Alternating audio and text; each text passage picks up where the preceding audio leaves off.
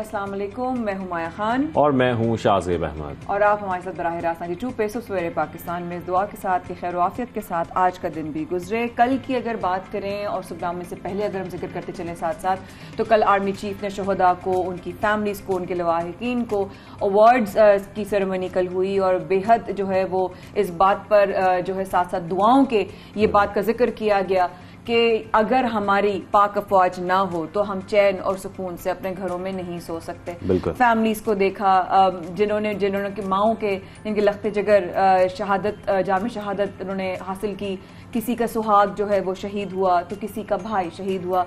सबकी आंसुओं को देखकर इस बात का जरूर एहसास हुआ शाहजेब कि ये वाकई बहुत अजीम माओं की औलादें थी, बल्कि हैं मैं कहूंगी कि जिन्होंने जो है ये नहीं सोचा कि ये मेरा बेटा, ये नहीं सोचा मेरा भाई, ये नहीं सोचा मेरा शौहर है, बस उनको पता था ये पाकिस्तान का बेटा है। वतन की खातिर कुर्बान हुए और इसी वजह से शहीदों और गाजियों के लिए ये तकरीब सजाई गई थी। साथ में प्रोग्राम के आगाज में बहुत सारी खबरें हैं सुबनामा में जो आपको बतानी है। तो सबसे पहले हम उस बड़े कदम का जिक्र करेंगे जो कि हुकूमत की जानिब से उठाया गया है, क्योंकि हम जो इस वक्त मुल्क के हालात हैं उस हवाले से डेली की बेसिस पे बात कर रहे हैं कि क्या स्टेप्स लेने चाहिए। पहले तो ये बातें भी हो रही थी हुकूमत से चले जाएं ये और तहलील कर दें असेंबलियां, इलेक्शंस हो जाएं, लेकिन अब हम देख रहे हैं कि हुकूमत और उनके इत्तेहादियों ने जो बड़े फैसले किए हैं उसमें एक फैसला तो हमने ये भी देखा गुज़िश्ता रोज कि अब वो कंटिन्यू कर रहे हैं और जब तक ये हुकूमत ये चल रही है वो बड़े बड़े स्टेप्स लेंगे ताकि पाकिस्तान की मईशत को संभाला जा सके। और मुसलसल रुपए की गिरावट हम देख रहे हैं, बिल्कुल देख रहे हैं। और साथ साथ बहुत सारी चीजों के साथ साथ एक चीज जो हम बहुत बार बार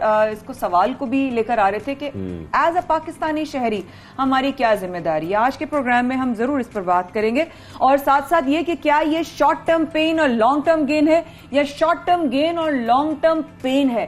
हमें फैसला करना है आवाम के तहत पे इंडिविजुअली हमारी शहरी के तौर पर हमारी क्या जिम्मेदारी। और सबसे पहले तो एक पाकिस्तानी की हैसियत से, क्योंकि ये हमारे इस वक्त कौम का पूरे मुल्क का मसला है, तो इसमें हम सबको एक जिम्मेदार पाकिस्तानी भी बनना है और वो किस तरीके से बनना है इसका भी हम जिक्र करेंगे, क्योंकि बात आपको समझ आ जाएगी जो हम आपको बताने जा रहे हैं कि वजीर आजम ने लग्जरी और गैर जरूरी अशिया की दरामद पर फौरी पाबंदी लगाने का ऐलान किया है। और इसमें हम लोग क्या कर सकते हैं, हम लोग यही कोशिश कर सकते हैं कि माया कहा यह जाता है कि जब लग्जरी आइटम्स खरीदी जाती हैं, इंपोर्ट की जाती हैं, चाहे वो मोबाइल फोन्स हो या लग्जरी गाड़ियां हो या दीगर अशिया हो, इलेक्ट्रॉनिक्स हो, तो फिर आपका डॉलर बाहर जाता है, डॉलर आपके मुल्क से निकलता जाएगा तो रिजर्व्स कम होते जाएंगे। शाहजेब जरा मुझे बताइएगा क्या मैं सही समझ रही हूँ कि लग्जरी आइटम्स में जिसमें हमारे कॉस्मेटिक्स भी आती हैं, जिसमें हमारी जो है वो क्रीम्स हैं या हमारी और दीगर चीजें खाने पीने की चीज, अब उसमें क्या होता है हम खवातीन अक्सर नहीं हमें बाहर वाला चाहिए तो वही वाला, मैं सही बात के समझ रही हूँ। यही पॉइंट है कि इस वक्त जो है वो जितनी भी इंपोर्टेड आइटम्स हैं उसकी वजह से जाहिर बात है कि आपके जो ज़र मुबादला है उसमें मुसलसल हम कमी देख रहे हैं। इसी वजह से वजीर आजम पाकिस्तान शहबाज शरीफ साहब ने यह फैसला किया है।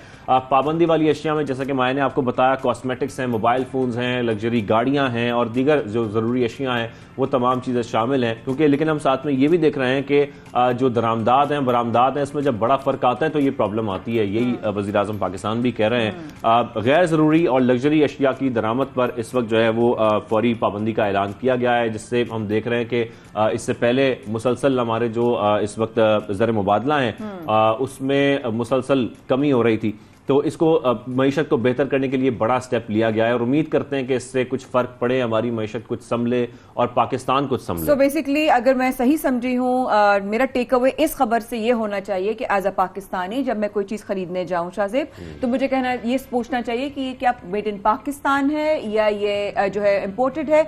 अगर पाकिस्तानी है तो मैं फिर उस पर ऑप्ट करूं, ऐसा ही मेरे लिए सबक ये होना चाहिए। अशिया पे भी कर सकते हैं, बिल्कुल हमारी चॉइसेस जो है वो शेयर। अच्छा, आप ये सवाल बार बार कर रहे थे शाहजेब पिछले अरसे से कि क्या डॉलर 200 का हो जाएगा और डबल सेंचुरी डॉलर ने मार ली। बिल्कुल, और हम जब बात करते हैं डॉलर की तो डॉलर हम जिस तरह देख रहे हैं कि 200 रुपये 50 पैसे का अब हो गया है, तो मुसलसल कीमतें बढ़ रही हैं, डॉलर की कीमत बढ़ रही है और जो रुपए की गिरावट है उसमें मुसलसल जो है वो हम इजाफा देख रहे हैं, गिरावट होती जा रही है रुपए की कदर में। और इसी वजह से अब जो अमरीकी डॉलर है वो 200 रुपये 50 पैसे का हो गया है। अब जब तक हमारी मईशत संभलेगी नहीं, हम देख रहे हैं कि मुसलसल डॉलर की जो इस वक्त वैल्यू है वो बढ़ती जा रही है। आइंदा बजट, क्योंकि बजट माया आने वाला है, जून आने वाला है, और जब जून का जिक्र होता है तो बजट का जिक्र होता है। और इसी वजह से अभी तो हम क्योंकि बात कर रहे थे कि पाबंदी लगाई गई है, ये तो फौरी तौर पर इसलिए लगाई गई है, एक तरह से हंगामी बुनियादों पर फैसले किए गए हैं क्योंकि मईशत को संभालना है। लेकिन लॉन्ग टर्म में जो प्लानिंग है वो जाहिर बात है आपके बजट में होनी है। तो बजट में जो चीजें सामने आ रही हैं, जिन चीजों का फैसला किया गया है, वो भी हम आपके साथ शेयर करते हैं कि आइंदा बजट में हुकूमत ने दरामदी ड्यूटियां बढ़ाने का फैसला किया है, और वो इस तरीके से बढ़ाई जा रही हैं जो 1000 सीसी से जायद गाड़ियां हैं उस पर तकरीबन 100% ड्यूटी बढ़ाने, 100% ये वो वाली है जो बाहर वाली गाड़ी है। बिल्कुल बिल्कुल, बाहर से जो इंपोर्ट की जाती है, 1000 सीसी से प्रॉब्लम्स आती हैं कि अगर भाई शीशा टूट गया तो ये तो बाहर का आएगा, इसकी कीमत बहुत है, लाइट टूट गई, तो ये वाली वो वाली गाड़ी है। बिल्कुल बिल्कुल, ये इंपोर्टेड गाड़ी है। और साथ में इसमें 30% इजाफी ड्यूटी भी लगाने का फैसला किया गया है। टायर हैं, इलेक्ट्रॉनिक अशियां हैं, इन तमाम चीजों में जो दरामदी चीजें हैं, दरामदी अशियां हैं, इसमें 50% ड्यूटी बढ़ाई जाएगी। तो इस तरीके से मोबाइल फोन्स भी इसमें शामिल, और ये बहुत सारी अशिया शामिल है जो कि इंपोर्टेड आइटम्स हम इस्तेमाल करते हैं। बिल्कुल ऐसा ही है, ठीक है। अच्छा, साबिक वज़ीर आज़म इमरान खान का कल का आपको हमने सबने देखा, उनका एक के बाद जो है वो पावर शो उनका हो रहा है, और कल गुजरांवाला वाला जलसा जो था, ठीक ठाक आवाम थी, ठीक ठाक हुजूम था, लेकिन साथ में उन्होंने दावा भी एक साथ साथ किया। जब अब कल भी काफी अग्रेसिव उनकी तकारीर नजर आ रही थी, और मुझे लग रहा है वो उनके गले का क्या होगा, इतना वो जिस तरह माशाल्लाह जोर से बात करते हैं, मेरे ख्याल है काफी ज्यादा गर्म पानी का इस्तेमाल भी करते होंगे। लेकिन उन्होंने कहा दावा कि शहबाज शरीफ FIA में अपने खिलाफ मुकदमात खत्म कराने के लिए वजीर आजम बने। वो बेसिकली उन्होंने शहबाज शरीफ साहब वजीर आजम की तरफ उन्होंने कह दिया कि वो बने ही ओहदा उन्होंने इसलिए लिया था। वैसे भी ये बड़ी बात इसलिए भी है कि गुजरांवाला शहर जो कि नून लीग का गढ़ कहा जाता है, वहां पर इमरान खान साहब ने जलसा किया, और एक कामयाब जलसा किया, और वहां पर खड़े होकर तमाम बातें की हैं। तो ये जाहिर बात है नून लीग के लिए धचका भी है। और साथ में उन्होंने ये भी कहा कि इन चोरों डाकुओं ने अमेरिका से मिलकर हुकूमत गिराई। तो खैर उनकी जो सियासी बयानात थे वो इस जलसे में हमने देखे। उनका बयान ये भी बड़ा उन्होंने सामने क्लियरली बहुत टिकर्स में भी चला और न्यूज में भी हेडलाइंस बनी कि उन्होंने कहा कि भाई सारी गालियां जो हैं वो शहबाज शरीफ को पड़ रही हैं, आसिफ जरदारी तो खुश है।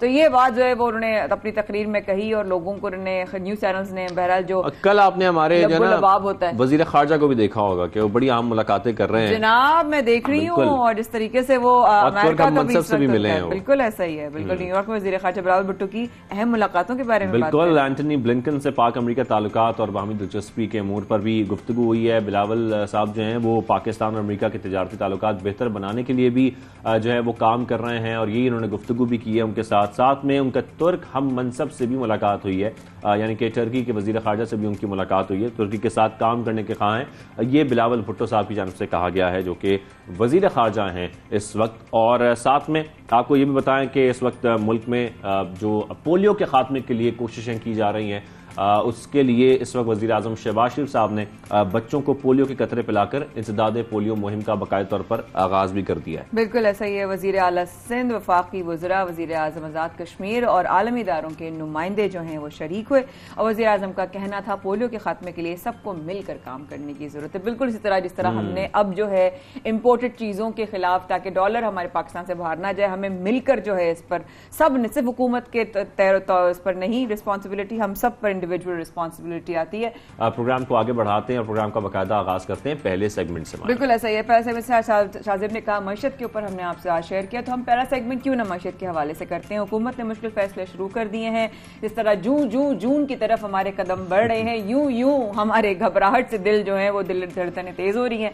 वज़ीर आज़म की ज़ेर सदार इजलास में गैर ज़रूरी और लग्जरी अशिया से शाहजेबा को पहले भी बता चुके हैं, उनके ऊपर मुकम्मल पाबंदी आयद करी, जिसका इतलाक फौरी तौर पर होगा। अब सवाल बहुत सारे पैदा होते हैं शाहजेब। एक तो ये कि जिस तरह हमने कहा कि क्या हम अभी पे नाउ एंड प्ले लेटर वाली उस पर जाएं, माइंडसेट पर। थोड़ी देर बाद हमारे साथ शुजात भाई भी होंगे और उनसे हम पूछेंगे कि शुजात भाई क्या हम इस वक्त पे करके बाद में प्ले करें, या इस वक्त हम प्ले कर लें और बाद में हम जिंदगी भर पे ही करते हैं। वैसे जितने भी आपके इस वक्त एक्सपर्ट्स हैं वो भी यही कह रहे हैं कि इस वक्त हमें लॉन्ग टर्म प्लानिंग करने की जरूरत है। इस वक्त हमें ऐसे इकदाम उठाने की जरूरत है जो कि हमें फायदा दे, मुल्क को फायदा दे, क्योंकि अभी अगर हम थोड़ा सा रिलैक्स हो जाएंगे तो आगे हमें फिर ज़ाहिर है, क्योंकि मुल्क दिवालिया होने की बातें हो रही थी, मईशत इतनी खराब हो चुकी है ज़र मुबादला में इतनी कमी आ चुकी है कि मसाइल बहुत बढ़ सकते हैं और ऑलरेडी बढ़ रहे हैं। एग्जैक्टली आप ये देखिए ना, पाकिस्तान से डॉलर कितना जा रहा है। पिछले साल की रिपोर्ट के मुताबिक कुछ, अगर मैं आगे पीछे फिगर कर दूं तो हो सकते हैं, लेकिन कुछ ना कुछ $1 बिलियन तक पाकिस्तान से बाहर गया है। अब डॉलर को किस तरह रोका जाए, पाकिस्तान की मजबूती को कैसे बेहतर किया जाए, पाकिस्तानी रुपये की वैल्यू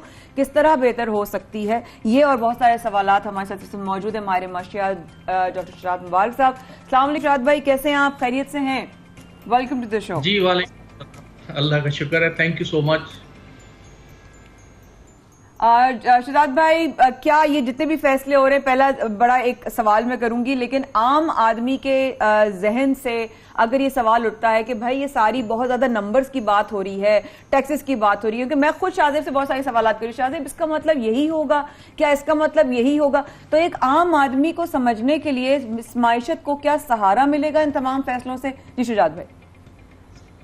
देखिए, एक तो बात ये कि आम आदमी, हम पहले भी कहते रहे हैं, और जो अभी ये होने जा रहा है कि आम आदमी के लिए एक तो वो थोड़ा सा तैयार हो जाए मेंटली तौर पे कि महंगाई और इंक्रीज हो जाएगी। वजह ये है कि गवर्नमेंट को पेट्रोलियम की प्राइसेस अब लामहला तौर पे बढ़ानी पड़ेंगी, और पहले आपके प्रोग्राम में ही हम 2-3 दफ़ा ये कह चुके हैं कि पेट्रोलियम की प्राइसेस गवर्नमेंट को बढ़ानी चाहिए। हालांकि एक वक्त ऐसा होता था कि ये कहा जाता था कि गवर्नमेंट पेट्रोलियम की प्राइसेस ना बढ़ाए, लेकिन इस वक्त गवर्नमेंट पेट्रोलियम की प्राइसेस ना बढ़ा के जो नुकसान कर रही है, उससे बेहतर है कि वो पेट्रोलियम की प्राइसेस बढ़ा दे। गवर्नमेंट को तकरीबन 100 अरब से जायद का एक महीने का नुकसान होता है पेट्रोलियम की प्राइसेस ना बढ़ा के। एक तो ये कि पेट्रोलियम प्राइसेस बढ़ने जा रही हैं, दूसरा ये बहुत अच्छा फैसला है, आपके प्रोग्राम में भी आपने भी ये बार बार नुक्ता उठाया और हमने डिस्कस किया कि जो लग्जरियस प्रोडक्ट्स हैं उनकी इंपोर्ट बंद होनी चाहिए, गाड़ियों की इंपोर्ट की बात हमने की। तो आखिरकार गवर्नमेंट को भी ये ख्याल आ गया कि जो ऐसी चीज़ें जो कि लग्जरियस प्रोडक्ट्स हैं, जो लग्जरियस गाड़ियाँ हैं, जो फूड आइटम्स हैं, उनकी इंपोर्ट को बैन किया जाए, ना कि उनके ऊपर टैक्स बढ़ाया जाए। तो अल्लाह करे कि ये वाकई ये सिर्फ बातें ना हो, उसके ऊपर अगर इन चीज़ों पे बैन लगाते हैं तो कुछ ना कुछ आपके इंपोर्ट बिल पे इस पे फर्क पड़ेगा। एक चीज़ और मैं ऐड कर दूं कि जो तमाम इकोनॉमिक मिजरीज हैं इस वक्त, उनकी जो मेजर जड़ है वो पॉलिटिकल इंस्टेबिलिटी है, क्योंकि जब भी आपकी पॉलिटिकल इंस्टेबिलिटी होगी, मुल्क में पैनिक, जब पैनिक होगी तो आपके डॉलर की बाइंग ज्यादा होगी और जो आपके इन्वेस्टर्स हैं वो भी आने से घबराएंगे। तो एक तो ये थोड़ा सा क्लियर करना होगा सारे स्टेक होल्डर्स को मुल्क के लिए कि आपके जो भी पॉलिटिकल इख्तलाफात अपनी जगह पे, लेकिन खुदा के लिए जो मईशत के मामलात हैं उनके ऊपर कहीं ना कहीं पे कंसेंसस डेवलप करें, वरना जो अभी सारे क्राइसिस हैं ये बहुत दूर तक जा सकते हैं। और आपके प्रोग्राम में भी हमने डिस्कस किया कि श्रीलंका की लाइन पे, या जिस तरह श्रीलंका डिफॉल्ट हुआ, हम उसी राह पे चल रहे हैं। तो अगर ये पॉलिटिकल इंस्टेबिलिटी इस तरह बरकरार रहती है तो मेरा ख्याल ये है कि पाकिस्तान के लिए आगे हालात और ज्यादा खराब हो सकते हैं। अल्लाह करे जो आप कह रहे हैं वाकई में सही हो, आमीन, के जो ऐसा कह रहे हैं शाहजेब के, अल्लाह करे ये सिर्फ बातें ना हो, वाकई में हो। और शुजात साहब, जिस तरीके से हम देख रहे हैं लग्जरी आइटम्स की जब हम बात करते हैं, मैं क्योंकि इसलिए आपसे ये सवाल करूं कि हम समझना चाह रहे हैं, नाजरीन जो हमारे देख रहे हैं वो भी जानना चाह रहे हैं कि फिर ये लग्जरी आइटम्स में क्या कुछ आ सकता है। देखिए, लग्जरियस आइटम्स में अब एक इसमें इसके एक नेगेटिव स्पिल ओवर भी होगा। लग्जरियस आइटम्स में जाहिर है कि गाड़ियां भी आती हैं, जो फूड आप इंपोर्ट कर रहे हैं वो भी डिफरेंट किस्म की डेयरी प्रोडक्ट्स जो आप इंपोर्ट कर रहे होते हैं वो भी उसमें आती हैं। और उसके साथ साथ आपको ये मैं बताता चलूं कि पाकिस्तान में इस वक्त जो मोबाइल फोन की इंपोर्ट है वो भी तकरीबन कोई $2 अरब या उसके आसपास ये एक अमाउंट पहुंच गई है। तो गवर्नमेंट का जो गवर्नमेंट के जितने भी पॉलिसी मेकर हैं वो गवर्नमेंट को ये कह रहे हैं कि इसका भी कोई सद्देबाब किया जाए, या कम से कम इनको भी जरा कंट्रोल किया जाए। या तो आप मोबाइल फोन्स अपने पाकिस्तान में प्रोड्यूस करने की बात करें, या फिर इनकी ड्यूटीज बढ़ाएं, या किसी तरीके से जो एटलीस्ट जो एडवांस गैजेट्स हैं उनको थोड़ा सा रोकें, क्योंकि वो भी आपके इंपोर्ट बिल के अंदर कंट्रीब्यूट कर रहे हैं। लेकिन इसके ऑफशूट्स कुछ नेगेटिव भी होंगे, जैसे कि बच्चों के हवाले से बहुत सारी प्रोडक्ट्स हैं जो कि इंपोर्ट होती हैं, बच्चों के दूध से लेके पैम्पर्स वगैरह, मेरे ख्याल में उनकी प्राइसेस भी बढ़ जाएंगी। और कुछ दूसरी जो अशिया हैं जो कि गवर्नमेंट तो उनको लग्जरियस कहती है, लेकिन वो अब हमारी जरूरियात जिंदगी का हिस्सा बन चुकी हैं, तो उनकी प्राइसेस भी इस अच्छा बिल्कुल जी। अच्छा शुजात भाई, ये अब आपने एक बात कही, इससे मुझे दूसरा सवाल जहन में आया। आपने कहा कि अल्लाह करे ये बातें ना हो, मैं भी यही सोचूं कि डॉलर को किस तरह रोका जा सकता है, कैसे हम आप लोगों से सवालात करके रहनुमाई हासिल कर सकते हैं कि भाई डॉलर को पाकिस्तान में कैसे रोका जाए ताकि हमारी इकॉनमी बेटर हो। लेकिन लेकिन लेकिन ये जो इस वक्त IMF से हमारे जो हैं तमाम मुज़ाकरात अभी तक जारी हैं और अभी तक मुआहिदा ताहाल नहीं हो सका है। अगर मुज़ाकरात होते हैं, जो होते हैं, क्या उसका असर आज के इस फैसले पर पड़ेगा?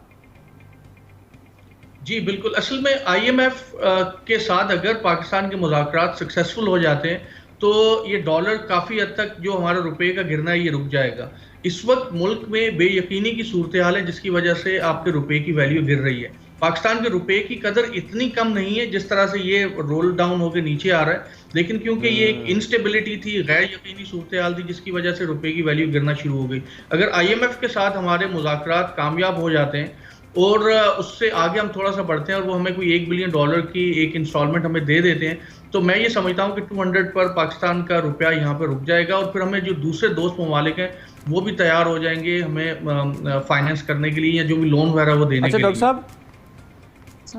साहब हम साथ में ये भी बात करना चाहेंगे कि इनफरादी तौर पर हम लोग क्या कर सकते हैं। बहुत से लोग जब देखते हैं कि ये डॉलर जो है वो मुसलसल उसकी कीमत में इजाफा हो रहा है, रुपए की गिरावट हो रही है, तो वो खरीद कर रख लेते हैं ताकि उसको बाद में बेचा जाए और वो स्टोर किया जाता है। साथ में ये भी हो सकता है कि जिस तरीके से हमारी एनर्जी है उसको भी सेव किया जाए। ये बातें हो रही थी बहुत सारे एक्सपर्ट्स की जानिब से कि जो वर्किंग डेज हैं उसको कम कर दिया जाए, वो इस वक्त 5 डेज पे ले आए जाए, क्योंकि हुकूमत तो कह रही थी, कोशिश कर रही थी कि वो 6 दिन पे चला जाए। इस तरीके से आप अपनी एनर्जी भी सेव कर सकते हैं। तो क्या क्या वो तमाम रास्ते हो सकते हैं जो अपनाए जा सकते हैं ताकि मुल्क को थोड़ा संभाला जा सके?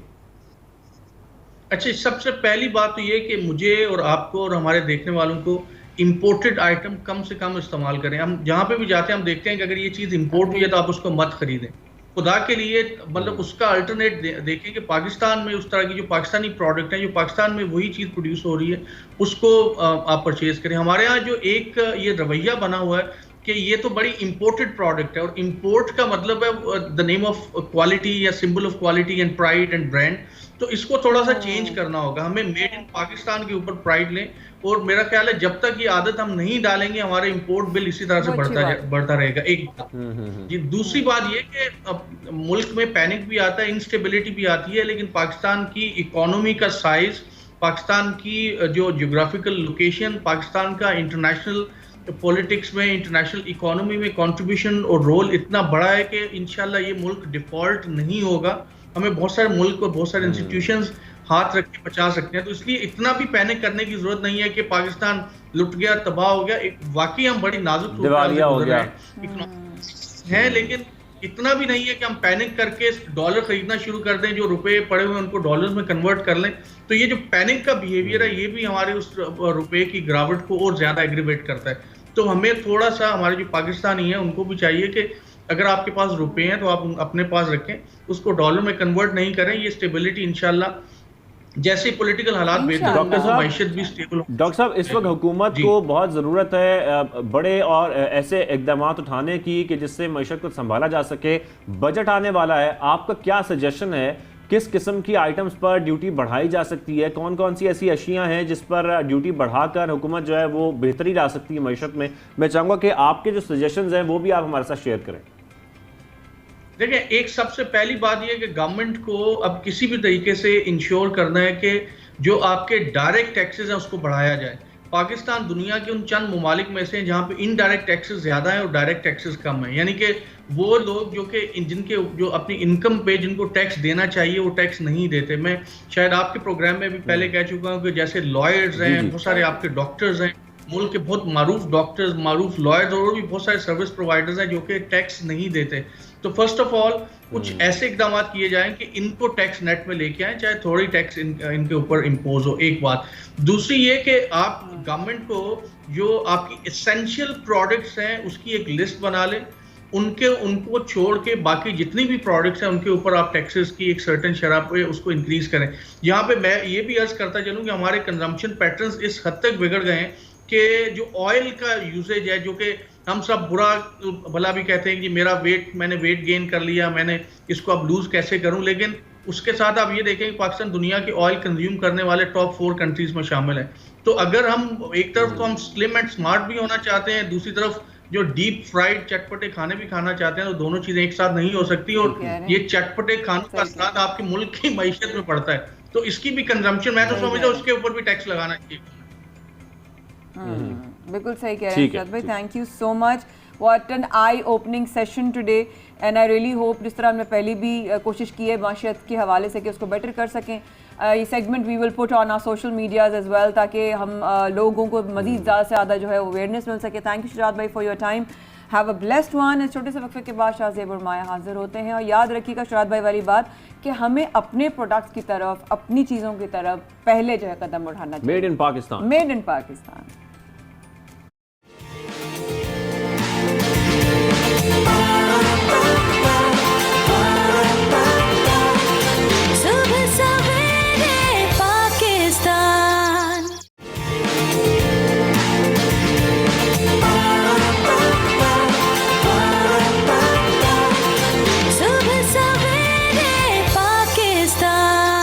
पाकिस्तान में शाहजेब और माया के साथ रहने का बेहद शुक्रिया, क्योंकि अब जिस मौजू पे शाहजेब और माया आपके सामने डिस्कशन करने वाले हैं और आप लोग भी इसमें शामिल हो, हम आपको दावत देते हैं, वो ये है कि इस वक्त ये मुद्दा बहुत ज़्यादा चल रहा है। अक्सर शोज़ में भी आपने देखा पिछले 24 घंटों में टिकटॉक वीडियोस के हवाले से कि आग लगा कर वीडियो बनाई गई, ये क्या तरीका है और क्या नहीं है। क्या ये पहला सवाल पहली दफ़ा हुआ? दूसरा सवाल, क्या पहली दफ़ा होने के बाद कोई एक्शन हुआ? तीसरा सवाल कि इस तरह की वीडियोस बनाने वालों की जहनी तवाज़ुन, जो दिमागी उनका तवाज़ुन है, उसके बारे में कोई बात नहीं करता, उसके बारे में है। और एक और बात कि टिकटॉक ने एक बयान भी जारी किया कि जी हम इस तरह की वीडियोस को फेवर नहीं करते, क्योंकि ऑब्वियसली इसमें वाइल्ड लाइफ जो है वो इन्वॉल्व होती है। आप कुदरत को नुकसान पहुंचा रहे हैं, आप कुदरत की नेमत को नुकसान पहुंचा रहे हैं। एक चंद सेकंड की वीडियोस के लिए आप जो बनानी है आप बनाएं, लेकिन एटलीस्ट आप जानवरों को, जो आपकी वाइल्ड लाइफ है उसको, आप अपने दरख्तों को, अपने जंगलात को, अपने ही मुल्क के, अपने ही शहर के जंगलात को नुकसान नहीं पहुंचा सकते। ये इंतहाई अफसोसनाक बात है। इसके लिए ना सिर्फ लीगल एक्शन होना चाहिए बल्कि एक अवेयरनेस फैलाना बहुत जरूरी है कि एटलीस्ट हमें ये पता हो कि हम क्या कर रहे हैं। अब देखिए जाहिर नजरिया ही है, हम वो भी नहीं कर सकते किसी को यहाँ पर, लेकिन टिकटॉक ने वो वीडियो हटाई नहीं। जरूर उन्होंने बयान दिया कि हम इस तरह के एक्ट को फेवर नहीं करते, लेकिन वो वीडियो अभी तक टिकटॉक पे ही मौजूद है। अब क्या, एक सवाल मेरा शाहजेब, क्या इस तरह की वीडियो करने वाले जो है वो तो अपना काम, वो डमनेस और नमनेस की एक नई मिसाल कायम करते, लेकिन जो दूसरे लोग हैं फौरन मेरा ख्याल है काउंटर स्ट्राइक होता है कि यार देखो ये एक चीज़ हो रही है, ये एक चीज़ गलत हो रही है, अब इस गलत के ऊपर एक्शन क्या होना चाहिए। क्योंकि वो नुकसान उनको खुद नहीं पहुंच रहा, वो अपने आप को नुकसान तो खैर पहुंचा ही रहे हैं, वो सब पूरे मुल्क का नुकसान कर रहे हैं। वो दरख्तों को आग लगा रहे हैं। आपके मुल्क में हम थक गए दरख्त लगा लगा के, और आप उन्हीं दरख्तों को जला देंगे। और दरख्त की तो, जंगलात की तो आग भी ऐसे फैलती है कि उसको रोका नहीं जा सकता। लेकिन खैर ये अवेयरनेस की बातें हैं, जो आपकी एक कॉमन सेंस है उसकी बात है कि आपको क्या करना चाहिए, लेकिन इस पर लीगल एक्शन क्या होना चाहिए, इस पर किस तरीके से कार्रवाई होनी चाहिए कि अगर कोई भी, इवन टिकटॉकर वो नहीं भी है, वो कोई और भी है, अगर कोई भी ऐसी हरकत करता है तो उसके खिलाफ क्या एक्शन होना चाहिए या क्या करना चाहिए। आप मुझे जरा बताइएगा कि क्या ये जो अभी जो वीडियो आई है जिस पर ये भी एक बहस चल रही है कि इन्होंने, खातून ने आग लगाई थी, या वो कह रही हैं कि अब मैंने आग लगी हुई थी, तो क्या इनके खिलाफ एक रिपोर्ट जो हुई है, केस हुआ है, उसकी इनके खिलाफ FIR दर्ज हुई है। और इनके खिलाफ के अलावा 2 और भी ऐसे नौजवान हैं जिनको देखा जा सकता है कि वो जंगल में आग लगाते हैं और उसके बाद वहाँ से मुस्कुराते हुए जो हैं वो चले जाते हैं। लेकिन खैर ये मामला क्या है और इस पर लीगली हम क्या समझ सकते हैं इस मामले को, इसलिए हमने रब्ता किया। Islamabad wild life management board के लीगल एडवाइज़र हैं दानियाल हसन साहब, उनसे हम बात करेंगे। दानियाल साहब, आपको खुशामदीद करेंगे सबसे पहले पाकिस्तान में। दानियाल साहब, हम थोड़ा सा समझना चाह रहे हैं, अवेयरनेस तो बहुत ज़रूरी है, कॉमन सेंस बहुत ज़रूरी है कि इस तरीके से हमें कोई हरकत नहीं करनी चाहिए जिससे हमारे मुल्क को और इवन ओवरऑल एनवायरनमेंट को नुकसान पहुंचे। लेकिन अगर कोई ऐसी हरकत करता है तो उसके खिलाफ कार्रवाई क्या की जाती है, या इस वक्त इस केस में जो FIR दर्ज की गई है टिकटॉकर के खिलाफ, उसमें क्या कार्रवाई हो रही है? जी बहुत शुक्रिया। इस केस में जैसे कि आपको मालूम है FIR दर्ज हो चुकी है और पुलिस अपनी कार्रवाई कर रही है। 2 नौजवान जो हैं वो गिरफ़्तार हो चुके हैं। बाकी अभी मेरी लेटेस्ट मालूमात के मुताबिक डॉली की गिरफ़्तारी नहीं हुई, वो भी जल्द अज जल्द गिरफ़्तारी हो जाएगी, अमल में आ जाएगी और उसके बाद उनको अदालत में पेश कर दिया जाएगा। और अदालत में पेश करने के बाद इस केस का बाकायदा ट्रायल शुरू होगा और उसके बाद जो है ये मंतकी अंजाम तक पहुंचेगा, जिसमें कम से कम 2 साल और ज़्यादा से ज़्यादा 7 साल सज़ा और जुर्माने की सज़ा आयद की जा सकती है। इसके अलावा भी हमारे पास जो पाकिस्तान में मुख्तलिफ़ कवानीन मौजूद हैं, जिसमें बिलखसूस इस्लामाबाद की अगर हम बात करें तो Islamabad wild life management protection conservation and protection ordinance जो है 1979 वो मौजूद है, जिसका इतलाक़ मागला हिल्स नेशनल पार्क के ऊपर होता है। और मागला हिल्स में किसी भी किस्म की आग लगाने के ऊपर, किसी भी किस्म की तखरीब कारी करने के ऊपर, यहाँ तक कि कूड़ा करकट फैलाने के ऊपर भी सख्त पाबंदी आयद है।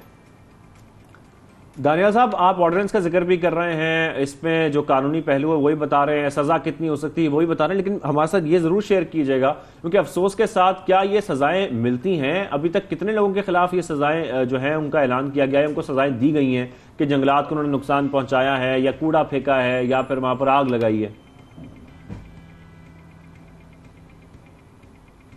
जी बिल्कुल, ये आपके नाजरीन को और आपके तवस्सुत से बाकी सबको बताना बहुत ज़रूरी है कि इन जराइम के लिए सज़ाएँ वाकई दी जाती हैं।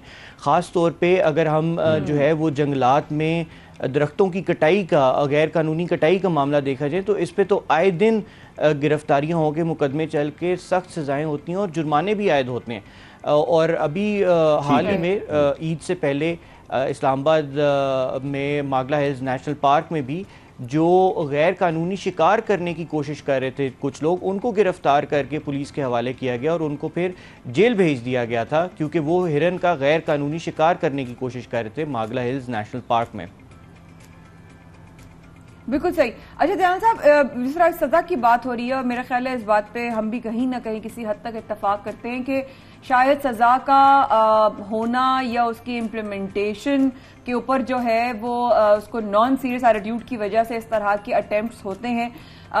लेकिन मैं समझती हूं कि कहीं ना कहीं इन लोगों के साथ कुछ मेंटल भी मेरा ख्याल है एक इशू हो सकता है। क्या उस पर कोई जो है वो बात हो रही है कि भाई इनका कुछ चेकअप करवाया जाए कि इस तरह की हरकत करने वाले कि आप जानदार हैं, चाहे वो जानवर हों चाहे वो पौधे हों, वो हैं अल्लाह की जानदार चीज, इस तरह की तरफ करते हुए उनका दिल कैसे मानता है? बिल्कुल, ये आपने बात बिल्कुल ठीक की कि इसकी जो एक्सप्लेनेशन है वो ज़हनी तवाज़ुन ठीक ना होने के अलावा कोई और एक्सप्लेनेशन दी ही नहीं जा सकती, ना कोई समझ में आती है। सो इस बारे में आप सिर्फ इस बात से अंदाज़ा लगा लें, जो अभी इस साल पाकिस्तान में गर्मी की शिद्दत में इजाफ़ा हुआ है और जो हीट वेव का सामना हम सबको करना पड़ रहा है, ये इसी वजह से क्योंकि हम माहौलियाती तब्दीली को सीरियसली नहीं ले रहे। और जैसे आपने कहा, बिल्कुल दुरुस्त फरमाया कि ये चाहे जानवर हों, इंसान हों या दरख्त और ये जंगलात हों, ये तमाम अल्लाह ताला की जानदार मखलूक हैं। इनको नुकसान पहुंचा के और एक वीडियो बनाना, सस्ती शोहरत हासिल करना, ये इसकी कोई लॉजिक समझ में नहीं आती। दानियाल साहब, आप समझते हैं लैक ऑफ इंफॉर्मेशन का प्रॉब्लम भी है कि हमारे आमतौर पर बच्चों को, टीनेजर्स को जो टिकटॉक पे ज्यादा इस वक्त हम देख रहे हैं कि एक्टिव हैं, उनको ये इन्फॉर्मेशन ही नहीं है कि अगर हम कोई ऐसी हरकत करते हैं तो हमें सजा भी हो सकती है। तो आप समझते हैं कि इस इन्फॉर्मेशन को मेंशन करना ही बहुत जरूरी है, इवन सोशल मीडिया पर, मुख्तलिफ सोशल मीडिया प्लेटफॉर्म्स पर, ताकि हर एक के इल्म में हो कि अगर आप किसी एक दरख्त को भी नुकसान पहुंचा रहे तो आपको ये सजा मिल सकती है। ये तो आप क्योंकि टिकटॉक की वीडियोस भी वायरल हो गई, ये केस वायरल हो गया तो हम सबको पता लग रहा है, मुझे इवन नहीं पता था कि इसकी इतनी सजा है। तो क्या आप समझते हैं कि ये इन्फॉर्मेशन जनरली पब्लिक को देना बड़ी इंपॉर्टेंट है ताकि एटलीस्ट उनको पता हो कि अगर हम कोई ऐसी हरकत करेंगे तो हमें सजा हो सकती है? जी बिल्कुल, ये इन्फॉर्मेशन देना बहुत इंपॉर्टेंट है। और इस वजह से क्योंकि हमारे ये नौजवान मोस्टली टीन एजर्स होते हैं जो टिकटॉक का इस्तेमाल करते हैं और टिकटॉक पर ऐसी वीडियोस बनाते हैं जिसका उनको अंदाज़ा नहीं होता कि वो उनको गिरफ़्तार भी किया जा सकता है, उनको सज़ा भी दी जा सकती है। सो इसके ऊपर अवेयरनेस जो है वो फैलाना ज़रूरी है। और इस सिलसिले में Islamabad wild life management board एक बड़ी मुतहरिक इसकी कैंपेन चला रहा है सोशल मीडिया पे भी, और हमारे वाइल्ड लाइफ वॉलंटियर्स को हम इकट्ठा करके हर महीने एक एक्टिविटी करते हैं जिसमें उनको अवेयरनेस दी जाती है और वो फिर आगे जो है अवेयरनेस फैलाने का काम करते हैं और हमारी मदद फरमाते हैं। बिल्कुल सही। दानियाल साहब, दो सवाल आ रहे हैं। एक तो ये कि जो इस तरह के केसेस, क्या पहले आपने कहा कि क्योंकि कानून बना हुआ है और शाहजेब ने कहा कि लैक ऑफ अवेयरनेस है, हमें तो पता ही नहीं है, लेकिन अगर कोई इस तरह का केस पहले हो चुका है तो उस पर कितना जो है वो लीगल जो है वो इम्प्लीमेंटेशन हुई, क्या वो अभी केस उसका क्या सिनेरियो हुआ है, सजा मिली नहीं मिली, क्या हुआ, ये भी बताइएगा। साथ साथ में जो आप सजा का बता रहे हैं फ्रॉम 2 years to 7 years, ये वाइल्ड लाइफ को नुकसान पहुंचाने के हवाले से है, जंगल में कोई नुकसान पहुंचाने के लिए है, या सिर्फ जानवरों के हवाले से? जरा से ये क्लियर कर दीजिएगा ताकि हम भी जरा कुछ सीख के उठें आज।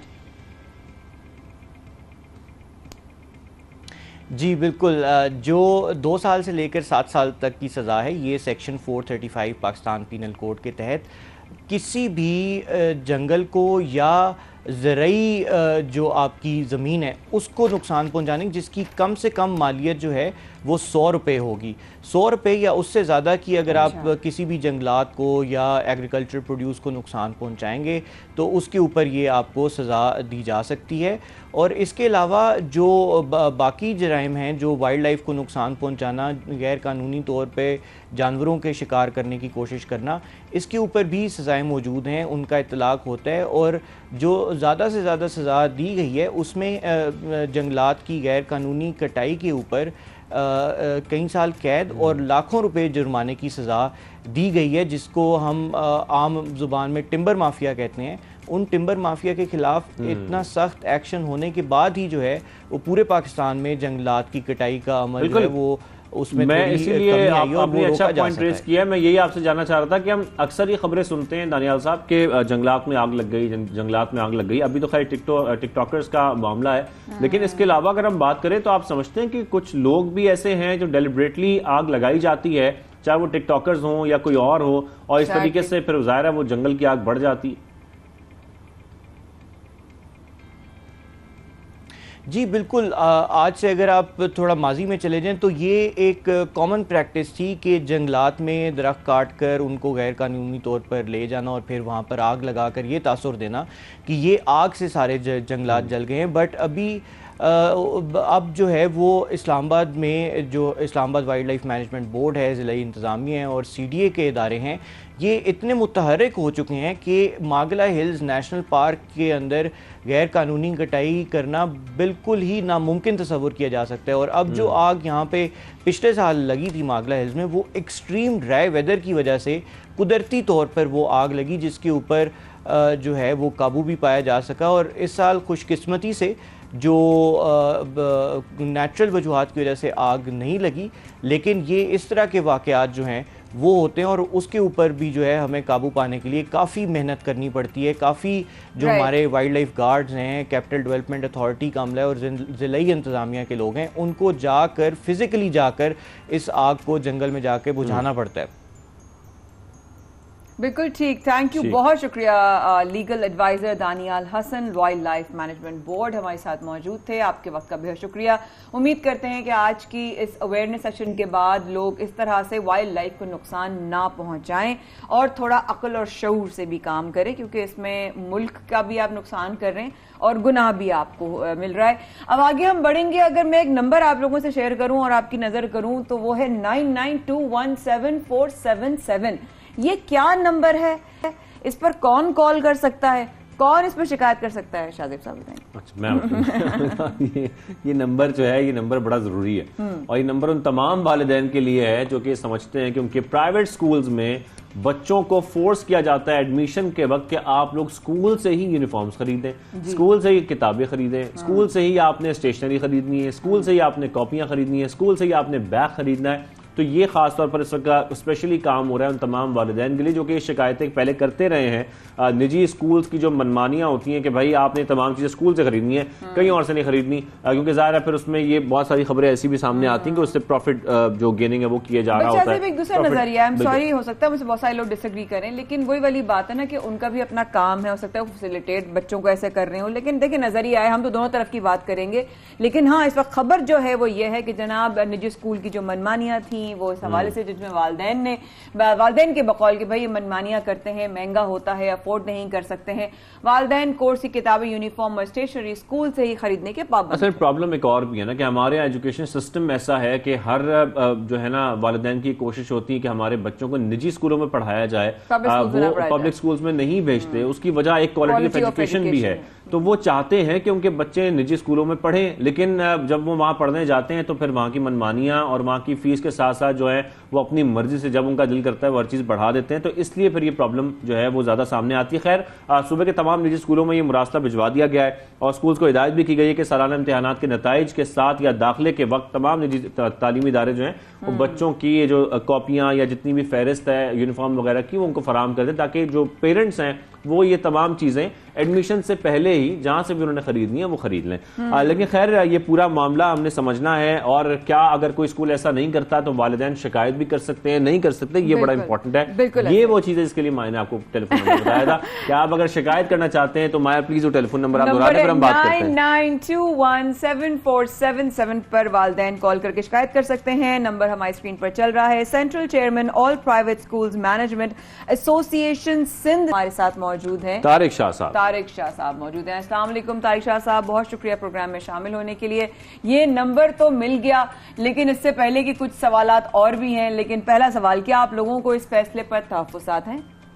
एक तो बात यह है कि जहां तक मामलात सर्कुलर की हैं, लेकिन पहले सर्कुलर पहले भी आ चुका है, और तालीमी इदारे जो हैं वो बिल्कुल, हमारा काम तालीम देना होता है तो हमारा फोकस भी उसी पर ही होता है। लेकिन जो चीज़ें ये जो फराम की जा रही होती हैं स्कूलों के अंदर, जैसे कहते हैं कि कॉपी बुक्स की बात की जाए, स्टेशनरी की बात की जाए, वो वन विंडो ऑपरेशन फराम करने की कोशिश की जा रही होती है पेरेंट्स को स्पेशली, क्योंकि पेरेंट बहुत ज़्यादा मसरूफ होते हैं अपने कारोबार में, अपने जॉब्स के अंदर, कि वो बच्चों को वक्त पर ये सारी चीज़ें फराम नहीं कर पाते, और उसकी वजह से बच्चों की तालीम में बहुत ज्यादा हर्ज हो रहा होता है जब वो स्कूल में ज्वाइन करते हैं। और अमूमी तौर पे ये देखा जाता था कि 1 महीना गुजर जाता था लेकिन बच्चों की स्टेशनरी बुक्स की कंप्लीट नहीं हो पाती थी।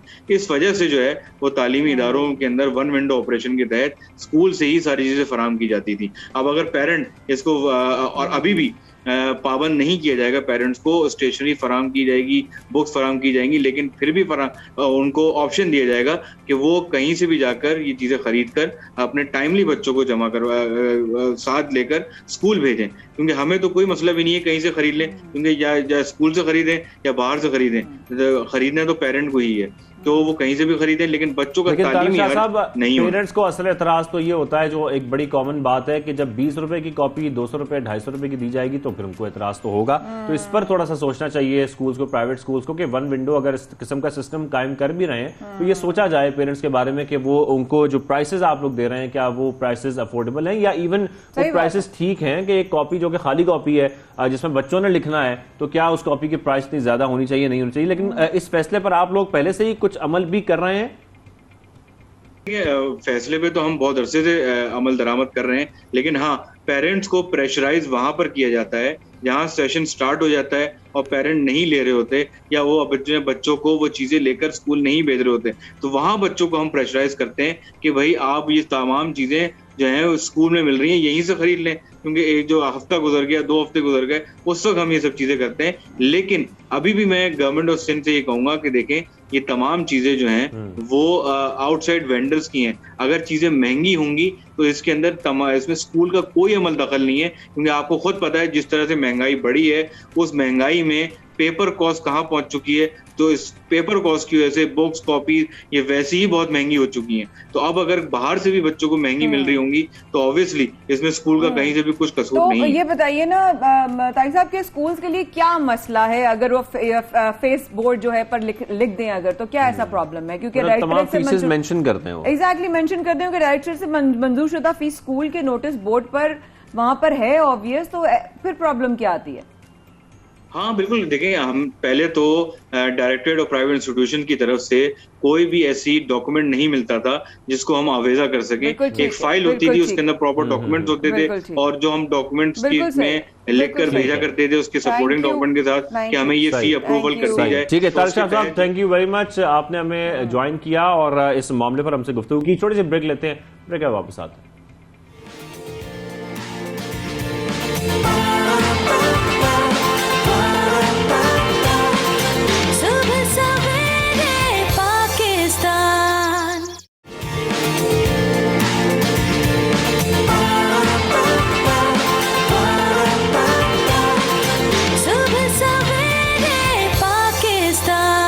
आप देख रहे हैं सुबह सवेरे पाकिस्तान, माया खान और शाहजेब अहमद के साथ। लेकिन ब्रेक के बाद सवाल ये पैदा होता है कि क्या पंजाब में मेडिकल इमरजेंसी जो है वो होने जा रही है या इस वक्त जो सिचुएशन है वो इतनी बिगड़ी नहीं है, क्योंकि हम जो सूरत इस वक्त आपको बता रहे हैं, पंजाब में गैस्ट्रो के केसेस जो हैं उसमें मुसलसल इजाफा हो रहा है। गुज़िश्ता रोज भी हमने इसका जिक्र किया था अपने एक सेगमेंट में। लाहौर में इस माह अब तक 17,000 से जायद मरीज मुख्तलिफ सरकारी अस्पतालों में दाखिल हो चुके हैं। फैसलाबाद की हम बात करें तो 3,795, बहावलपुर में और भक्कर में 1,000 से जायद। इसी तरह उकाड़ा में भी तकरीबन 1,000 के करीब जो केसेज हैं वो गैस्ट्रो के सामने आए, जो मुख्तलिफ अस्पतालों में जेर इलाज है इस वक्त। लेकिन वही वाली बात है कि अब के पंजाब में कोविड की तरह गैस्ट्रो में भी इमरजेंसी की जरूरत है। क्या ये सिनेरियो नंबर्स सही हैं? क्या सूरत हाल वाकई ही इस तरह की हो गई है? ये और बहुत सारे सवाल, बड़ी अलार्मिंग है सिचुएशन, बहुत अलार्मिंग है, परेशान कुन है लोगों की हालतें। अगर जो हम देख रहे हैं, जो फुटेजेस देख रहे हैं, जो बच्चों की, जिस तरह शाहजेब ने कल भी जिक्र किया था, बच्चों की हम देख रहे हैं, आंखें उन लोगों की चढ़ी हुई हैं, जवान लोग जो हैं वो गिरे हुए हैं सड़कों पर, लोगों की गोदों में इलाज के लिए अस्पताल में। अजीब सी सिचुएशन है। हमारे साथ यूनिवर्सिटी ऑफ हेल्थ साइंसेज के वाइस चांसलर प्रोफेसर अकरम साहब मौजूद। बिल्कुल डॉक्टर साहब, आपको खुशामदीद कहेंगे प्रोफेसर साहब प्रोग्राम सबसे पहले पाकिस्तान में। प्रोफेसर साहब, जिस तरीके से हम देख रहे हैं ये केसेस में गैस्ट्रो के मुसलसल इजाफा हो रहा है और इजाफा भी बहुत ज्यादा हो रहा है। फैसलाबाद की हम बात करें, बहावलपुर में देखें, ओवरऑल पंजाब के मुख्तलिफ शहरों में केसेस मुसलसल बढ़ते जा रहे हैं। क्या हमें एक बार फिर मेडिकल इमरजेंसी की जरूरत है इस वक्त, जिस तरह से केसेस में इजाफा हो रहा है? बहुत शुक्रिया जी। जाहिर है कि लाहौर और उन रीजन्स में है जहां ग्लोबल वार्मिंग का इम्पैक्ट वर्ल्ड ओवर जो हो रहा है वो बहुत ज़्यादा है, और क्योंकि बड़ा शहर है और कंक्रीट ने ग्रीनरी पूरी ख़त्म करके बड़े बड़े बिल्डिंग्स और टावर्स कंक्रीट के खड़ी कर दिए गए, और कंक्रीट्स और फिर हमारा जो पब्लिक हेल्थ सिस्टम है वो बिल्कुल नकारा हो चुका है, बहुत पुराना है। जो हम पानी पीते हैं वो अक्सर कंटेमिनेटेड होता है, और हम कभी भी नहीं किसी को कहते कि पानी इस तरह वो वासा का नलका खोल के पी ले, और ऐसी लग्जरी हमारे पास नहीं है, और बहुत तकरीबन तमाम शहरों में ये कुछ है। हेपेटाइटिस ई, ए और कॉलरा और साल्मोनेला इन्फेक्शन बहुत रैम्पेंट है, और इसके साथ जो दूसरी प्रॉब्लम कंपाउंड इसको कर रही है वो हीट है, हीट स्ट्रोक। हमारे कई जवान जो ये जो ट्रैफिक वार्डन्स हैं वो अनफॉर्चुनेटली हीट स्ट्रोक में उनका किडनी डैमेज हो चुका है। इसी तरह मज़दूरों का हम देखें, मैं गाड़ी में बैठ के एसी लगा के चला जाता हूँ, वो बेचारे उन्हें तो ड्यूटी देनी होती है इसलिए कि मेरी वो गाड़ी चल सके, वरना तो गाड़ी भी नहीं चल सकेगी, ट्रैफिक जैम में ही रुकी 12 घंटे की बड़ी सख्त ड्यूटीज होती हैं, बड़ी सख्त ड्यूटी होती है। अच्छा सर, ये एक बात जरा जहन में आ रही थी, आप जरा बताइएगा कि क्या शहरी इलाकों में ज्यादा केसेस आ रहे हैं या गाँवों और देहातों में? जरा भी बताते जाइएगा हमें साथ साथ। डेफिनेटली डेंसिटी आबादी की बहुत ज़्यादा शहरी इलाकों में as compare to rural areas, तो शहरी इलाकों में एज़ एक्सपेक्टेड के बहुत ज़्यादा केसेस आ रहे हैं, और फिर देहाती एरियाज़ में अगर केसेस आते भी हैं तो अनफॉर्चुनेटली वो रिपोर्ट नहीं होते, उनको इतना लग्जरी नहीं है कि वो किसी हॉस्पिटल में चले जाएं, वहाँ तो दूर और करीब कोई हॉस्पिटल नहीं है, क्वैक्स के हत्थे चढ़ जाते हैं, इसलिए वो हमारी टेंशन में नहीं आते। मैंने आज से एक हफ्ता पहले हमने एक कैंपेन चलाई थी मेरी यूनिवर्सिटी ने, यूनिवर्सिटी ऑफ हेल्थ साइंसेज और Pakistan society of internal medicine ने, जिसका मैं सदर हूँ, और उनको यहाँ ये इसका मकसद था एक शऊर पैदा करना, और हमने कोई फ्री 1,500 के करीब अम्ब्रेलास दी थी, और उसमें CCPO साहब, CTO साहब भी थे, और मेरा ख्याल ये था कि उसके बाद और भी ऑर्गेनाइजेशंस और भी यूनिवर्सिटीज़ उन लोगों के लिए ये करेंगी जो हमारी हिफाजत करते हैं, और हमारी हिफाजत उनकी हिफाजत करना भी हमारा फर्ज ऐन है। थैंक यू वेरी मच, आपने हमें ज्वाइन किया और इस मामले पर हमसे गुफ्तगू की। छोटी सी ब्रेक लेते हैं, ब्रेक है वापस आते हैं।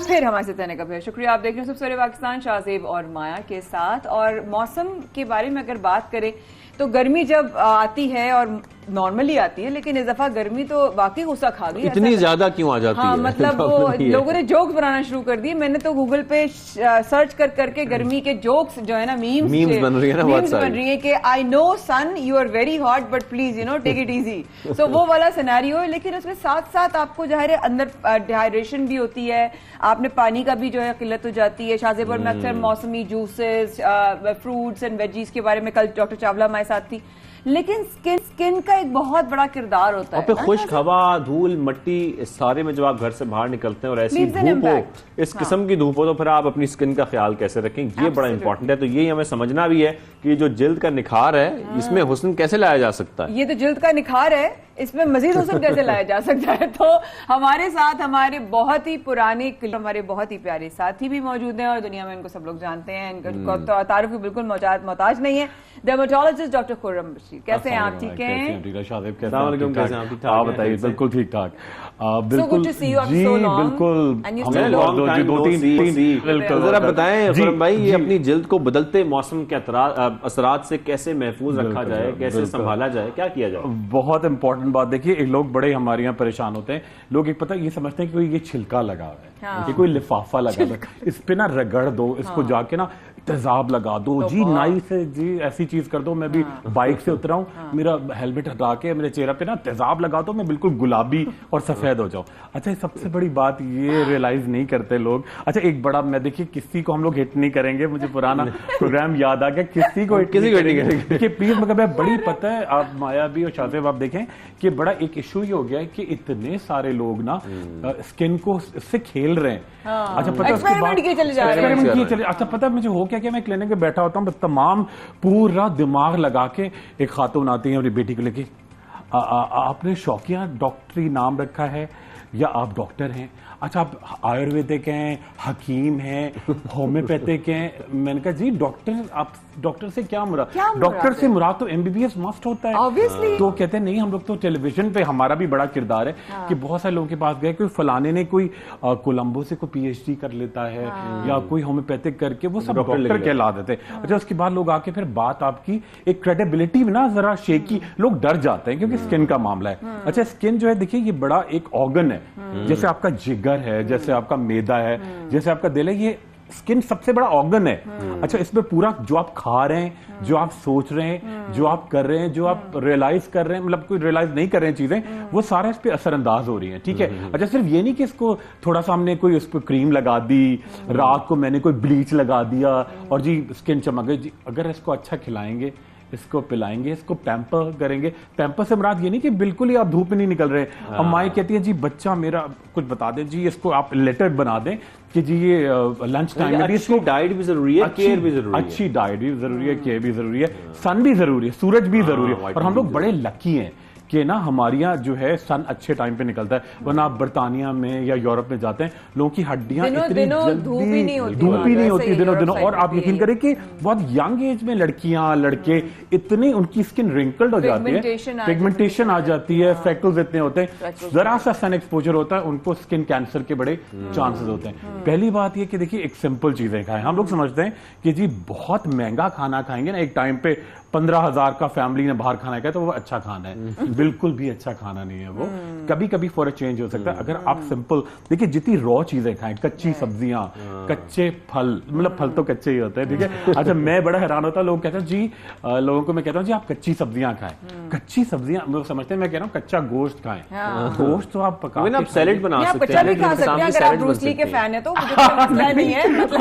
मगर माया बड़ा खतरनाक, लोग खा भी लेंगे ब्रूसली बनने के लिए। हाँ, जो डॉक्टर साहब आपको बात बता रहे हैं सब आपने वही मान ली है, सिर्फ कच्ची वेजिटेबल्स हो गई और जो फल है उसका आप इनटेक लाजमी रखें। लेकिन साथ में ये जरूर पूछना चाहता हूँ कि स्किन के हवाले से लोग बड़े कंसर्न होते हैं और मुख्तलिफ अद्वियात का इस्तेमाल कर लेते हैं, बिल्कुल की मेडिसिन खा लेते हैं और उसके बहुत ज्यादा साइड इफेक्ट्स होते हैं। इवन मैंने क्योंकि पर्सनली देखा है अपने जानने वालों में 2-3, कितनी एहतियात करनी चाहिए स्किन के मामले में?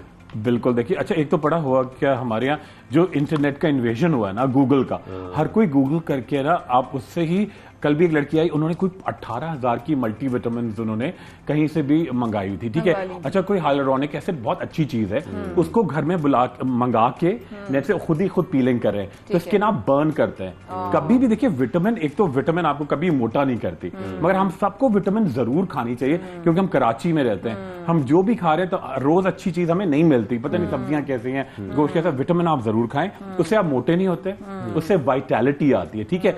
सेकंड चीज बड़ी इंपॉर्टेंट है, हर चीज एक तवाजुन में, तनासुब में, आप सब कुछ खाएं। लड़कियां आती हैं, जी मैं वेट लूज करना चाहती हूँ, लड़के भी, मैं क्या खाऊं, आप सब कुछ खाएं, सब कुछ, ठीक है, मगर एक प्रोपोर्शन में, ठीक है। सेकंड चीज ये कि देखिए एक रात को जो होता है ना क्रेविंग, वो तो एक वो ये बड़ा मसला, गेंडा पेंडा, ये वो जो चीजें आ गई है ना, जिसको फोन किया और आपने जाके वो फौरन मंगा लिया, वो बहुत खिलेंगे। अच्छा डॉक्टर साहब, ये बताइए पूनम की भाप लेना कितना अच्छा, मुफीद, मुज़िर गर्मी के मौसम में?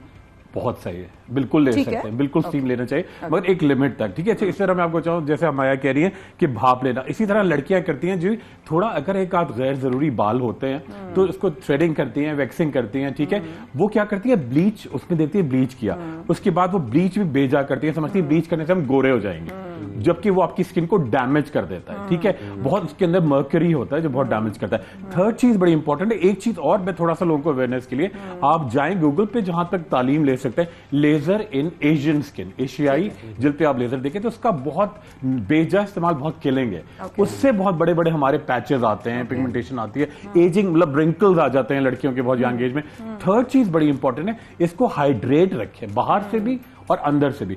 दूध पीना बहुत जरूरी है, चने छोले खाएं। अच्छा, ये जो बनी स्किन जो आपकी बनी है कैरेटिन कोलेजन से बनी है। कोलेजन क्या है, एक प्रोटीन है। अच्छा, लोग प्रोटीन का नाम आती है जी, 2 किलो गोश्त खाना बहुत जरूरी है। अच्छा, मैं आपको बताऊं, खवातीन के लिए, लड़कियों के लिए, अगर जो नॉर्मल साइज की 3 बोटियां होती हैं मटन की या बीफ की, अगर वो खाती हैं, पूरा उनका पूरा हो जाएगा, पूरा प्रोटीन। और लड़कों का लड़कों के बारे में जी जी हाँ जी बिल्कुल, कैसे रखें, जी जी। अच्छा, लड़कियां क्या करें, क्योंकि मौसम इतना गर्म चल रहा है, कुछ लोग हमारे बाइक पे सफर करते हैं, कुछ गाड़ियों में करते हैं, कुछ पैदल करते हैं, कुछ पैदल निकलते हैं, अपनी मेहनत मजदूरी पे जाते हैं। शाज़ेब का भी बताऊं, क्योंकि ये ना आउटडोर भी जाता है, ठीक है, इसको आउटडोर भी जाना होता है। अच्छा, यहाँ लाइट्स का भी है, यूवी लाइट्स हैं, ठीक है, बहुत इंपॉर्टेंट बात है। I tell him to wear sunblock, he does not wear a sunblock. Sunblock लगाता हूं, पक्का आउटडोर बस, ठीक है। एसपीएफ कितना यूज करता हूं, SPF वो ऑलमोस्ट 100 के अराउंड, बिल्कुल ठीक है। अच्छा, 30 तो होना चाहिए, 30 से अबव होना चाहिए। सेकंड चीज ये है कि जब भी आप बाहर जाते हैं, सनस्क्रीन लगाया, थोड़ा वाइड ब्रिम्ड हैट पहने, लड़कियां थोड़ा तो पट्टा आगे कर लें, ठीक है। थर्ड चीज बड़ी इंपॉर्टेंट है, अर्के गुलाब, आप हर एक क्या मौजूद होता है, उसको आप स्प्रे बॉटल अपने पास रखें, थोड़ी थोड़ी देर में आप उसको ना, मतलब हम बाहर भी है तब भी बाहर नहीं है, आप थोड़ी देर में पर्स से निकाला, मेकअप के ऊपर जी, बिल्कुल एक बड़ा आपको एक बड़ा एक ड्यू का, एक शबनम का, एक और चीज भी आ गई है, वो विटामिन सी के स्प्रेज आ गए हैं, बिल्कुल आ गए स्प्रेज करना। देखिए वो शाज़ेब बड़ा ही क्रूशियल, बहुत ज्यादा लोग ओवर मतलब उसको ओवरडू कर रहे हैं। हाइलुरोनिक एसिड और विटामिन सी, वो सीरम समझते हैं जी, पढ़ लिया जी, एंटी एजिंग है, एंटीऑक्सीडेंट है, मगर एक हद तक है ना भाई, पानी बड़ा अच्छा है, मगर भर के आएगा तो सैलाब आ जाए, वो डेली लगाई जा रही हैं लड़कियां। लेकिन पता है एक चीज नेचुरली भी तो होती है ना, एक डॉक्टर साहब, क्योंकि एक चीज आपकी एज अगर हो रही है, you have to age with grace also ना, बिल्कुल। आई मीन ऐसा तो नहीं कि हम वक्त रोक लेंगे, ऐसा तो नहीं है कि हम कोई, अगर कोई देखिए, मैं बड़ा हैरान होता हूँ कि जी बहुत ही एक मतलब बहुत ही बड़ी उम्र में खवातीन होती है बाज़, क्योंकि उनको इतना मीडिया इन्वेजन है, लोग इतना प्रेशराइज, बाज हस्बैंड भी ऐसे होते हैं लोग घर में कि उनको इतना प्रेशराइज कि वो साइकोलॉजिकली वो इस चीज को रियलाइज नहीं कर पाते। देखिए, अगर आप करें, आपकी स्किन पे फ्लॉ नहीं होना चाहिए, ठीक है, मतलब ये कि बिल्कुल आप वो लगना भी अजीब लगेगा कि आप एबनॉर्मल लगे, थकी भी ना लगे, डल ना लगे, 3 टोन की ना हो, ठीक है। ये अच्छा, एक बड़ी इंपॉर्टेंट, लड़कियां शुरू से ना ये ख्याल रखते हैं यहां तक, और ये छोड़ देती है। होता क्या है, यंग एज ही है, यहां तक तो स्किन बड़ी अच्छी है, कंटोरिंग है, यहां से कहलाता है गी स्किन, मुर्गाबी की तरह स्किन लटक जाती है। अच्छा, और अच्छा, जब हम केयर करते हैं ना स्किन की, यहां तक करते हैं, ठीक है, ये बड़ा इंपॉर्टेंट है, ये बड़ा इंपॉर्टेंट है, और ये बड़ा इंपॉर्टेंट है साथ में। लोग जरूर, आप देखिए, जब भी आप किसी हाथ बिल्कुल इग्नोर कर देती हैं, बिल्कुल, ठीक है, नकल्स काले हो रहे हैं, क्यूटिकल जो नाखून होते हैं, बर्तन धोए, बच्चों की नापी चेंज की, यहाँ पे स्वेलिंग है, पीले रंग के नाखून है, फंगल इन्फेक्शन है। अच्छा, पेरोनिकिया एक चीज होती है, जरा सा दबाएं पस निकलता है, बहुत कम। और ये हाथ देखें तो यूं सुखड़े हुए होते हैं क्योंकि बर्तन धो के उसको तो हमें ये लुब्रिकेट समझना है कि हमारे जो स्किन है वो सिर्फ चेहरे की नहीं है, हमारी ओवरऑल जो स्किन है हमें उसका ख्याल रखना है और उसको उसकी केयर करनी है, ये जी, बहुत बिल्कुल। इंपॉर्टेंट है। अच्छा खुर्रम, जी, ऐसी क्या चीज है जो गर्मियों में, जैसे आपने कहा अर्के गुलाब हर घर में होता है, बिल्कुल होता लाइक है। चाहे वो खवातीन हो हजरात हो, हर घर में हर होता है। घर में होता है। ये आपने एक अच्छी चीज बताई कि अगर हमने सनब्लॉक लगा भी लिया और हम बाहर जा रहे हैं तो हमारा जो ट्रैवलिंग या शूट की हमारी किट्स होती है, हम उसमें एक बोतल बना के रख लें और बिल्कुल। उसमें डालें। एक चीज और भी है जो वक्त के जी। साथ हमने अभी देखी है, पहले हम सुनते थे कि स्ट्रोक्स ना ऊपर देने चाहिए नेक के, अब जो रिसेंट रिसर्चेस आ गई है कि आपको स्ट्रोक्स लगाने चाहिए डाउनवर्ड्स।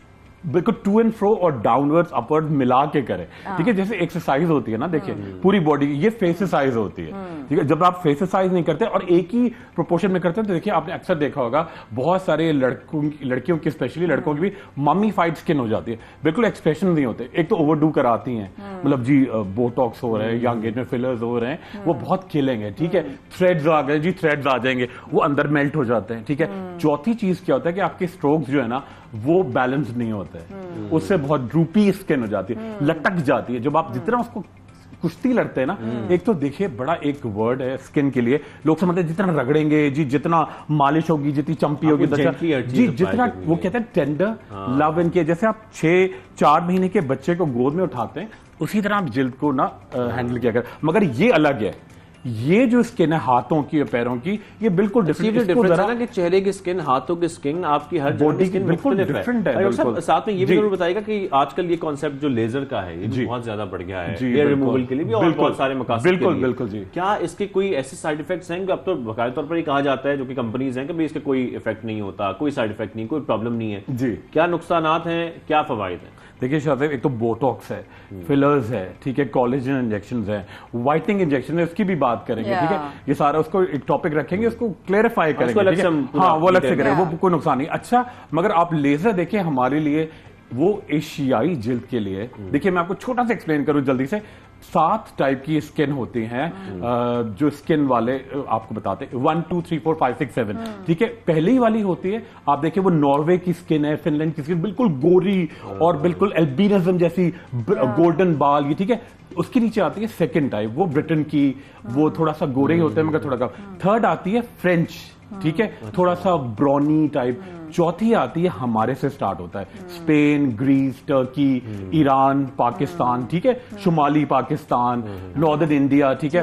पांचवी आती है थोड़ा ये सेंट्रल पंजाब और सराइकी और वो बेल्ट जो आती है, ठीक है, वो थोड़ा ब्रॉन्ज होती है। छठी होती है तमिलनाडु, ठीक है। और 7th होती है अफ्रीकन। हमारी शुरू होती है 3rd and 4th से, ठीक है। तो लेजर 1st, 2nd, 3rd के लिए आइडियल है, जो कि फिनलैंड के लोग हैं, नॉर्वे के लोग हैं, ब्रिटेन के लोग हैं, जर्मनी के लोग हैं, ठीक है, इवन फ्रेंच लोग हैं। उसके बाद से 4th, 5th, 6th, 7th ये पिगमेंटेशन देती है और इफेक्टिव भी नहीं होती। जितनी भी लड़कियां लेजर कराती हैं उसका बड़ा अच्छा अल्टरनेटिव है, एक बड़ा अच्छा एक ट्रीटमेंट है, बल्कि मैं कभी कोई लड़की या खातून उनके करेंगे भी ब्लैक पाउडर थेरेपी, और वो करने से क्या होता है, एक तो आपकी स्किन डैमेज नहीं होती और आपके बालों की ग्रोथ बहुत कम होती है और स्किन बड़ी रिजुविनेटेड होती है। मैं ही करा लूंगी, ठीक है, ट्राई हमारा लाइव करते हैं, बड़ा मजा आएगा यार, बहुत अच्छा होगा। Thank you very much doctor साहब, बहुत मजा आया, सेम है। बिल्कुल, आज के शो में बहुत सारे पहलुओं पर बात हुई और खास तौर पर इस वक्त जो मुल्क को चैलेंजेस हैं उस पर भी हमने गुफ्तगू की कि कैसे निपटा जा सकता है। इस वक्त हुकूमत क्या इकदाम उठा रही है, क्या कदम उठा रही है जो जरूरी है इस वक्त मुल्क के लिए, और भी हमने पहलुओं पर बात की, जैसे कि जंगलात का जो मसला था, इस पर हम सबको एक जिम्मेदारी जो है ना, एक जिम्मेदार पाकिस्तानी बनना पड़ेगा ताकि हम अपने मुल्क का एटलीस्ट ख्याल रखें, अपने जंगलात का ख्याल रखें, अपनी वाइल्ड लाइफ का ख्याल रखें। और साथ साथ आपने पाकिस्तानी चीजें खरीदनी है, इम्पोर्टेड चीजों को आपने कुछ अरसे के लिए आप छोड़ दीजिए, हमारी जिंदगी बिल्कुल नहीं रुक जाएगी। Made in Pakistan, made by Pakistan and be a Pakistani. रखिएगा अपना ख्याल, शाहज़ेब और माया को दीजिए, कल तक के लिए इजाजत, इंशाल्लाह होगी मुलाकात। अल्लाह हाफ़िज़।